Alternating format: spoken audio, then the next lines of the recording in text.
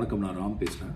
தமிழ் சினிமாவினுடைய பழக்கப்பட்ட கதைகளிலிருந்து, வழக்கமான கதைகளிலிருந்து மாறுபட்டு எப்பொழுதுமே வேறொரு கதையை இருக்கக்கூடிய துணிச்சலும், நமக்கு பழக்கப்படாத கதை மாந்தர்களை அறிமுகப்படுத்தக்கூடிய துணிச்சலும் உள்ள ஒரு இயக்குனர் ராஜ்முருகன்.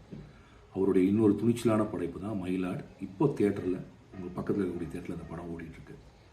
மயிலாட் அதிகாரத்தினுடைய உச்சத்தில் இருப்பவர்களுக்கும் அதிகாரத்தின் உச்சத்திலிருந்து விலகி விளிம்பு நிலையில் அதல பாதாளத்தில் இருக்கக்கூடிய மனிதனுக்கும் இடையிலான ஒரு உறவை பற்றி பேசக்கூடிய படமா இருக்கு. அதிகாரத்தின் உச்சத்தில் எவ்வளவு உச்சத்தில் இருந்தாலும் சரி, அதல பாதாளத்தில் இருக்கக்கூடிய விளிம்பு நிலையில் இருக்கக்கூடிய ஒரு சாதாரண வெகுஜன மனிதனுடைய கருணையினாலும் தயவினாலும் பேரன்பினாலும் மட்டுமே தான் அந்த உச்சத்தில் இருப்பவர்கள் அந்த இடத்தில் இருக்கிறார்கள் என்று சொல்லக்கூடிய ஒரு மானுட அரசியல் பேசக்கூடிய, பேரன்பை பேசக்கூடிய ஒரு படம் தான் மயிலாடு. அயோத்திக்கு பிறகு சசிகுமார் சார் தேர்ந்தெடுக்கக்கூடிய கதைகளில் நிறைய மாற்றங்கள் நிகழ்ந்திருக்கு. அந்த மாற்றங்கள் அவரை இன்னைக்கு கிட்டத்தட்ட தமிழ்நாட்டினுடைய ஒவ்வொரு வீட்டினுடைய குடும்ப உறுப்பினராக மாற்றியிருக்கு. ரேஷன் கார்டில் அவர் பேரை பதியிலேயே தவிர கிட்டத்தட்ட எல்லா வீட்லையும் ஒரு குடும்ப உறுப்பினராக மாறிட்டார் நான் நினைக்கிறேன்.